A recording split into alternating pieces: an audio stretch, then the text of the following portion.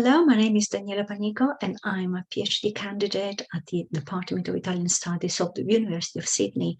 Welcome to my presentation, which draws on my PhD thesis, and it's concerned with bilingual practices and language maintenance in the context of two Italian-Australian families residing in Sydney. Families in which two or more children are present. Bilingual families with siblings have received very limited attention, as most of research has been focused on families with one child and under the age of 5. The main interest of the present investigation is on the ways in which language choices are deployed and negotiated by family members in their everyday conversations, and the implications of such practices for language maintenance and bilingualism in the home.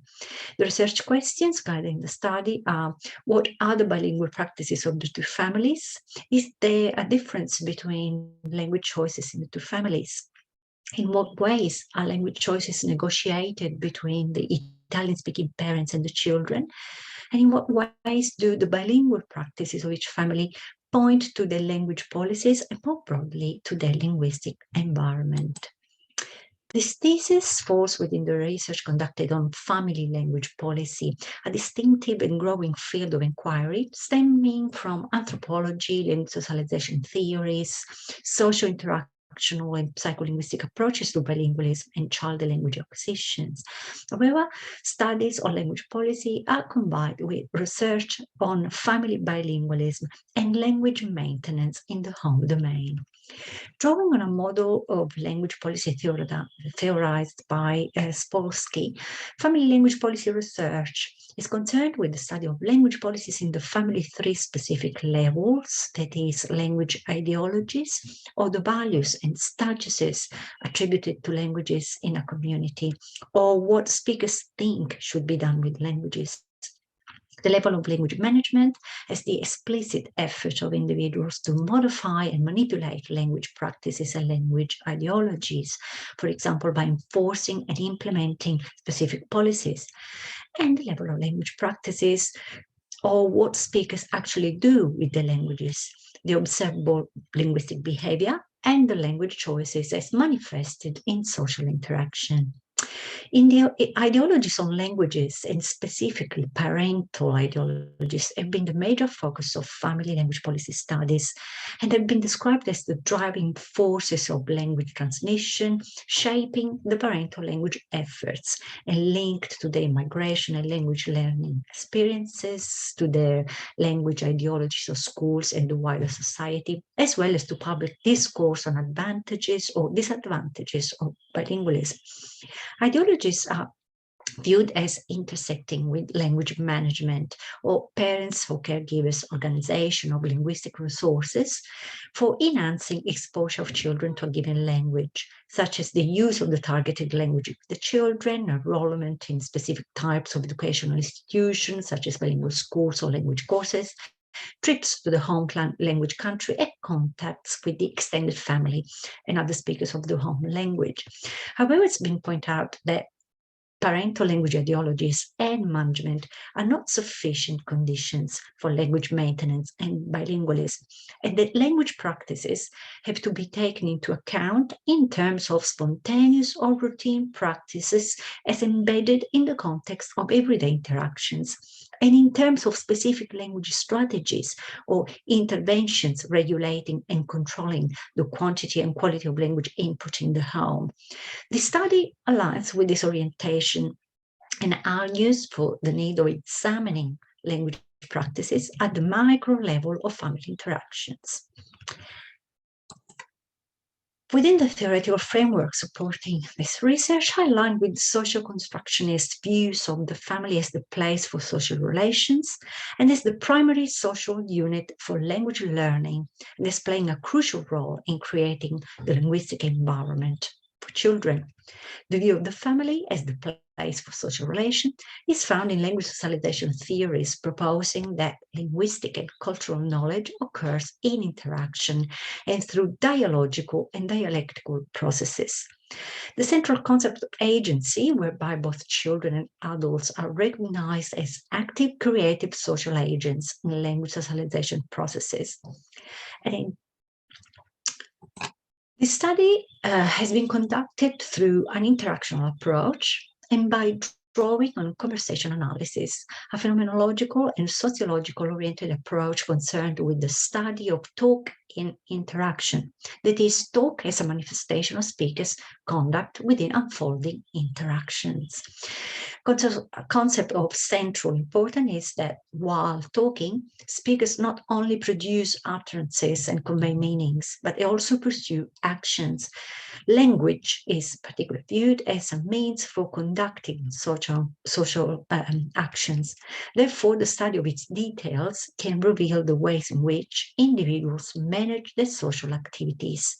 Within such orientation, conversation is conceived as an ordered and orderly activity to which participants contribute by producing talk or by interpreting talk of co-participants. And in so doing, participants employ specific procedures or methods for constructing, negotiating, and maintaining the local social order on a moment-by-moment basis. In uncovering such procedures, conversation analysts look at language within practices as situated and locally produced, that is, within the very moment of an unfolding interaction. Because of such approach, practices are identified and analyzed within the turn-by-turn properties of talk, which is observed in its sequential organization.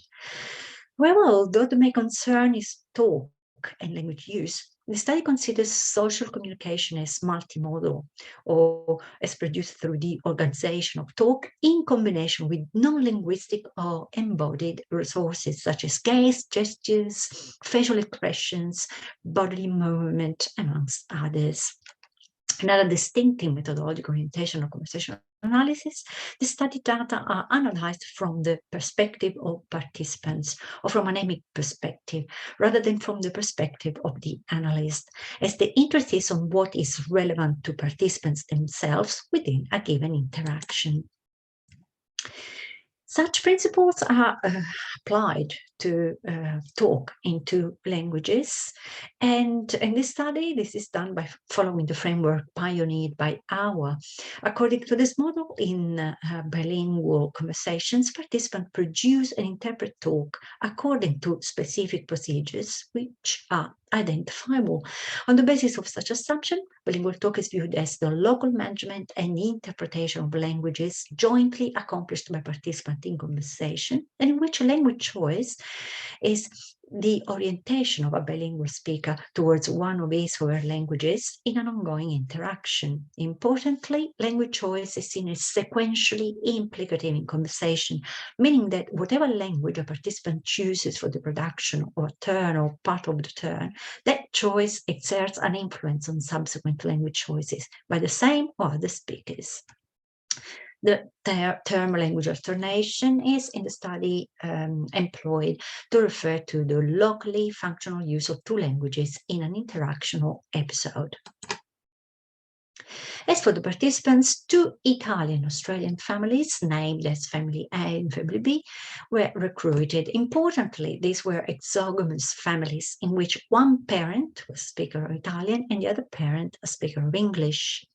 In Family A, is the father who is the Italian-speaking parent, while the mother is the English-speaking parent, and there's the presence of two bilingual siblings, a 10-year-old girl and an 8-year-old boy. And in Family B, is the mother who is the Italian-speaking parent, while the father is an English-speaking parent, and there's the presence of three bilingual siblings. The methods employed. This is a qualitative research, as I said before, in which the case study design is adopted. And methods include semi-structured interviews and 10 hours of audio and video recordings of naturally occurring conversations. In multi-party family interactions, triadic or dyadic parent-children interactions, and in dyadic sibling talk.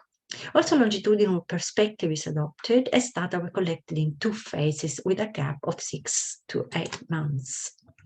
And a closer look to the 2 participant families allows us to see the distinctive traits of these 2 environments. In family A, the English-speaking parent has limited proficiency of Italian. The 2 children attend an intensive program in Italian, and the family lives with the Italian grandparent. In family B, the English-speaking parent, the father, has basic knowledge of Italian and uses the language in the home. The 3 children attend Australian institutions, and an Italian-speaking nanny helps the family. Also, the children have regular online contacts with the Italian grandparents.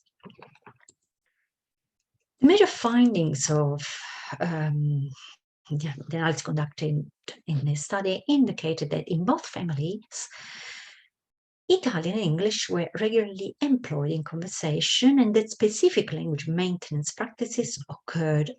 However, differences emerged in the ways in which language choices were displayed by participants in the parental strategy, especially employed in language maintenance practice, and also in the agentive roles of the children in relation to language maintenance.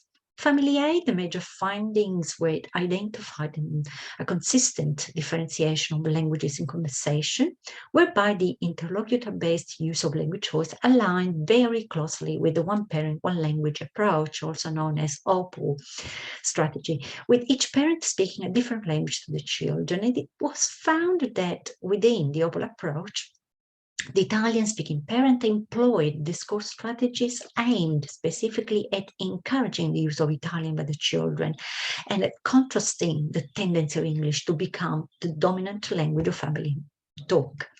As for the children, they employed languages separately in multi-party conversations, while English was the language of sibling interactions.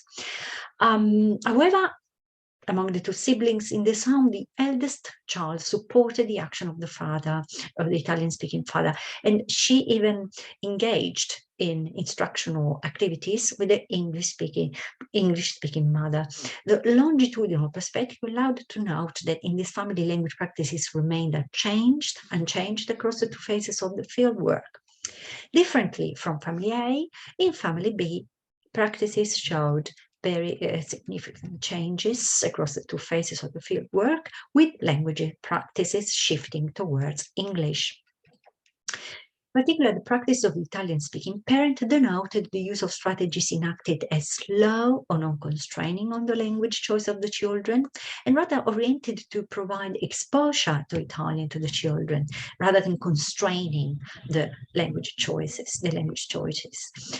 And as for the children, strikingly, while in the first phase of the fieldwork, Italian was even the language of interaction among the siblings, either in the presence or absence of the parents. In the second phase, the language choice of children shifted towards English completely. And now, as I said earlier, for the study, I have grouped interaction as multi-party exchanges and parent-children interaction and siblings talk, but today I'm going to show examples of parent-child interactions because they show the discourse strategies deployed by the Italian-speaking parents in response to the use of English by the children. And this is an important point for this study, looking at the implications of language use for language maintenance. The first extract is taken on family A, shows how, in adherence to the OPOL principle, the Italian-speaking parent elicits the use of Italian by the children in conversation. And it's shown how, in ongoing activities in which English is the language of interaction, the father systematically resorts to switches to Italian and initiates new sequences in which he engages the children in conversation. We'll see that the father employs Italian consistently throughout the interaction, and the interaction develops into instructional sequences in which the parents targets inappropriate language choice or incorrect language form by the children through corrective actions, or in conversational analytical terms, through repair activities. The characterizing feature of this data is the intensive use of questions in Italian by the father, deployed as polar questions or yes or no questions, requiring yes or no answers. And there's content questions, also known as WH questions, as they're introduced by WH words such as what, why, who. And these kind of questions require responses containing extended talk. So based on such a difference, based on their properties, polar questions do not require answers displaying language use, but only confirming or disconfirming answer, while content questions require answers in which language knowledge is on display. And this has important implications in the way the father deploys his language strategies in this family. As we'll see, by selecting question types and by delivering them in specific sequential positions, the father increases the degree of pressure on his activities or of his activity on the responses of the children in order to maintain the engagement of the children in the ongoing conversation. In addition to talk, gaze directed towards the faces of the children emerges as a response mobilizing resource, which is highly contributes to increase the pressure of the strategies and to enforce the parental action in implementing the use of Italian by the children. As for the children overall, they align to language choice of the father, and importantly, the parental activities bring about the asymmetrical knowledge of Italian of the two children and the linguistic expertise of the eldest child, especially in supporting the parental action towards the younger child. So overall, this family, the parental action is aimed at eliciting talk in Italian and self-corrections in Italian by the children by activities which suspend the ongoing interaction and shift the focus on language choice. So in excerpt one shows the ways in which the father increases pressure on the production of responses in Italian by the children. Now, in this extract during dinner, the younger child, Marco, is explaining to his sister that his teachers let him choose a topic for a certain school activity. Now, the language of interaction is English until in line 13, the father enters the conversation, addresses Marco, and initiates a sequence in Italian by asking the child what topic he has chosen. In line 15, Marco switches to Italian and engages with the father. However, the child displays non-understanding and questions the father with cosa, what?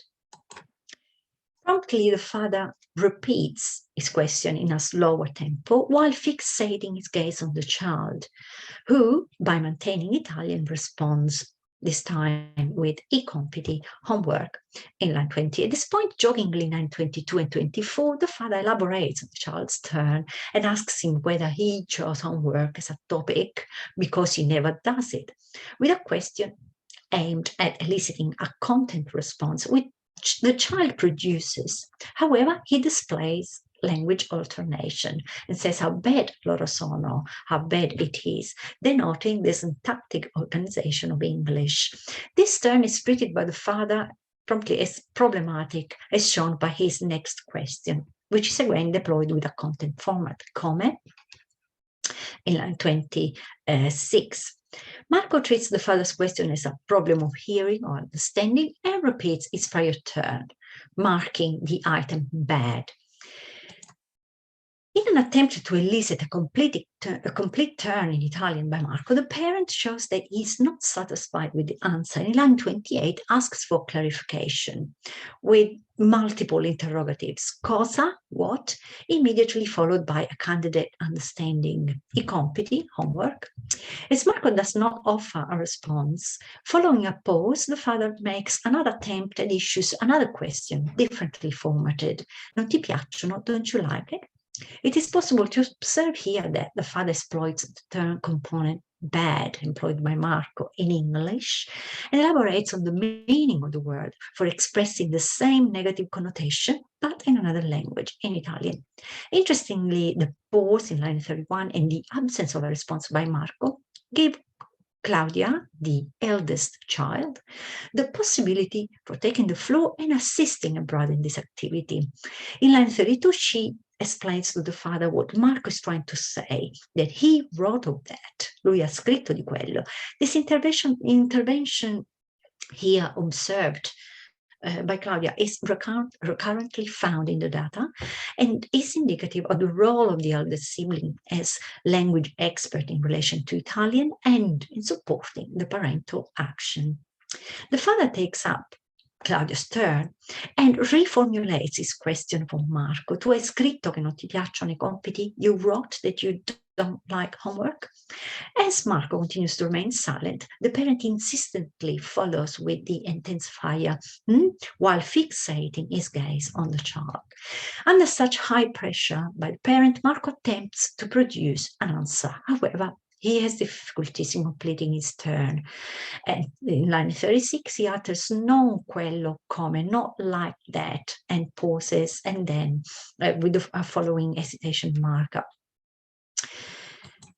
In making a further attempt, Marco produces another incomplete turn and utters come, and after a noticeable pause, he produces a complete turn in Italian. Compiti, io odio I compiti. Next, the father cycles the turn by the child with another question, and the interaction concludes with a positive assessment by the parent, bravo, and within a joking tone between parent and child. So overall, we've seen that how the father in this extract interrupts topical talk and shifts the focus to language choice with questions. And this is the reason why the strategies characterizing these practices are described as highly constraining on language choice. Let's have a look now at the bilingual practices of family B with the next extract taken from the data collected towards the end in the second phase of the field work. And it is shown that in these home bilingual practices display a shift towards English. As this exchange shows, the Italian-speaking mother employs Italian with switches to English, resorts to strategies generally enacted as non-response eliciting and as not constraining on language choice, and mother and children engage into a parallel mode of interaction, that is, talk in which the mother speaks in Italian and the children in English. In this excerpt in particular, and other examples as well throughout the data, language negotiation concludes with the mother switching to English and accommodating the language choice consistently displayed by the children. So these practices denote activities aimed at providing exposure to Italian while minimizing disruption of talk. So in this interaction, the children, Sami and Valeria, are played a bingo game with the mother. Sami is the youngest child, Valeria is the eldest child. Sami has displayed some difficulties in following a bingo game, the bingo game they're playing. So the mother is now helping him by indicating where to put the counters in line 1. And in carrying on with the game, the mother employs Italian, as we can see in line 5 and 7, while the children are using English. As Valeria, the eldest child, looks at Sami's bingo card in line 12 and 16, she realizes that he has scored bingo, and by maintaining English, she informs the mother. Alerted by Valeria, and seeing Sami rather confused, the mother stops the game and in Italian shows the child where to put his 4th counters. The child acknowledges what the mother said with turn in English and by putting his counter down on his card. As Valeria also scores bingo, she emphatically announces it. However, Sami is still looking confused and looks at the mother. In response, in line 17, the parent looks at the child, and by switching to English, she explains to him that now he can say bingo, and in English, she counts the counters on Sami's card one by one. Now, until this point, the mother-children conversation has followed a parallel mode, with the parent speaking in Italian and the children responding in English. However, the parent abandons some stage Italian and takes up the language choice of the children. This could be due, in this particular case, to the fact that the mother is trying to explain the rules of the game to Sami, the youngest child, and facilitating his comprehension of such rules. When Sami utters bingo in line 19, note that the mother issues an assessment in the form of a mixed turn introduced by English token yay, followed by the Italian bravo. However, such choice does not continue to be displayed in the parental subsequent talk. When Valeria says that Sammy needs more counters to continue playing, the mother once more switches back to English and produces a turn displaying agreement. Yeah, a bit more. The sequence continues with mother and children interacting according to the same linguistic pattern, namely siblings employing English and the parent switching between her languages. So within the negotiation of language choice, the code switching activity of the mother resolves the language negotiation sequence, with Italian being abandoned by the parent and English as the agreed language of interaction. So the two extracts show that the selection by the parent of specific discourse strategies in conversation with the children plays an important role in the negotiation of language choice and in language maintenance practices. The discourse strategies employed in family interactions reveal the family language policies of the two homes, and also that the everyday language practices are indicative of the parental ideologies of bilingualism and of the home language, which strongly shape the language use in the family. In particular, the analysis of the discourse strategies of the Italian-speaking parents in the two families point to the family language policies and more broadly to the parental ideologies of bilingualism and language maintenance. As emerges from the conversation data and also from the interviews with Italian-speaking parents, in the case of family A, it is possible to observe a parental consistent language choice and the consistent adherence to an overall fairly rigid family language policy, which is the OPO, or one parent, one language. This policy implies a view of separate bilingualism, or that languages have to be kept apart, with each parent speaking a different language to the children. So in the case of family A, this choice results from personal research and is enforced by the intensive program of Italian attended by both children, because it's considered the most effective and valid way of transmitting a language. The separate bilingualism implied by the OPOL strategy is viewed as essential in order to achieve language proficiency by the children, considering the lack of contacts with Italy and other Italian speakers. As for family B, the practices observed in the extracts in the data show that the parental orientation to a mixed language policy is represented by this shuttling between of the mother between her languages, and it is indicative of a view of bilingualism as a flexible practice, which languages are both recognized as resources which can be co-present in an interaction without becoming problematic. In this family, language alternation is perceived as functional to a smooth communication with the children, and more importantly, to a stress-free mode of interaction. With such perception, receptive bilingualism, and not only productive bilingualism, is viewed as a value and as a different aspect of language maintenance in the home, which does not jeopardize contacts with the grandparents and also the linguistic and cultural identity of the children.